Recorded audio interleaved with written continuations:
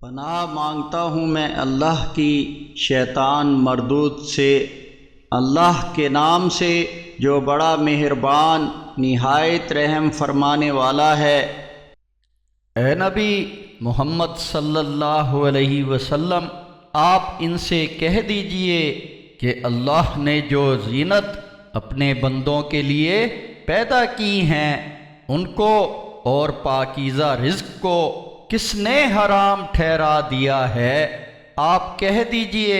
کہ تمام چیزیں دنیاوی زندگی میں تو دوسروں کے ساتھ مومنوں کے لیے بھی ہیں،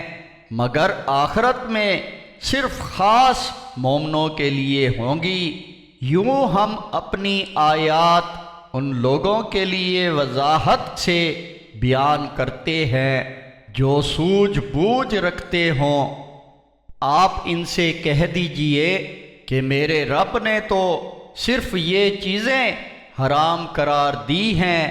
تمام بے حیائی کے کام جو ظاہر ہوں یا پوشیدہ، اور ہر گناہ کی بات اور ناحق زیادتی، اور یہ کہ تم کسی کو اللہ کا شریک ٹھہراؤ جس کی اس نے کوئی دلیل نہیں اتاری، اور یہ کہ تم بغیر علم کے کوئی بات اللہ سے منسوب کر دو، اور ہر قوم کے لیے مہلت کا ایک وقت مقرر ہے، پھر جب وہ وقت آ جاتا ہے تو اس کے انجام میں سے نہ تو ذرا سی دیر پیچھے رہ سکتا ہے اور نہ ہی آگے بڑھ سکتا ہے۔ اے آدم علیہ السلام کی اولاد، اگر تمہارے پاس تم ہی میں سے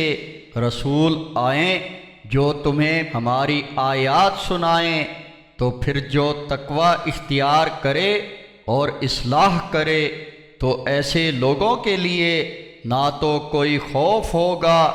اور نہ وہ غمگین ہوں گے۔ اور جن لوگوں نے ہماری آیات کو جھٹلایا اور ان کے مقابلے میں سرکشی یا تکبر کیا، تو ایسے لوگ جہنمی ہیں، انہیں ہمیشہ ہمیشہ وہیں رہنا ہوگا۔ بھلا اس سے بڑھ کر ظالم اور کون ہوگا جو اللہ پر جھوٹ باندھے یا اس کی آیات کو جھٹلائے؟ ایسے لوگوں کا دنیا میں جو حصہ لکھا جا چکا وہ انہیں ملے گا، یہاں تک کہ جب ہمارے بھیجے ہوئے فرشتے ان کی روح قبض کرنے کے لیے آ جائیں گے تو وہ اس وقت ان سے پوچھیں گے کہ کہاں ہیں تمہارے وہ معبود جنہیں تم اللہ کے سوا پکارتے تھے؟ وہ کہیں گے کہ وہ تو ہم سے غائب ہو گئے، اور وہ خود اپنے خلاف گواہی دیں گے کہ وہ کافر تھے۔ حکم ہوگا کہ جاؤ تم بھی جہنم میں داخل ہو جاؤ، جہاں تم سے پہلے گزرے ہوئے گروہ جن اور انسان موجود ہیں۔ جب بھی کوئی گروہ جہنم میں داخل ہوگا تو وہ اپنے جیسے پہلے داخل ہونے والے گروہ پر لعنت کرے گا، یہاں تک کہ جب وہ سب ہی وہاں جمع ہو جائیں گے تو ہر بعد والا گروہ پہلے گروہ کی نسبت کہے گا، اے ہمارے رب، یہی وہ لوگ ہیں جنہوں نے ہمیں گمراہ کیا تھا،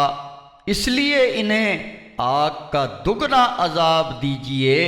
ارشاد ہوگا، سبھی کا عذاب دگنا، یہ تو ہر ایک کے لیے دگنا عذاب ہی ہے، مگر تم سمجھتے نہیں۔ اس پر پہلا گروہ دوسرے گروہ سے کہے گا کہ تمہیں ہم پر کوئی فضیلت نہیں ہے، اب تم بھی اپنے اعمال کے بدلے میں عذاب کا مزہ چکھو۔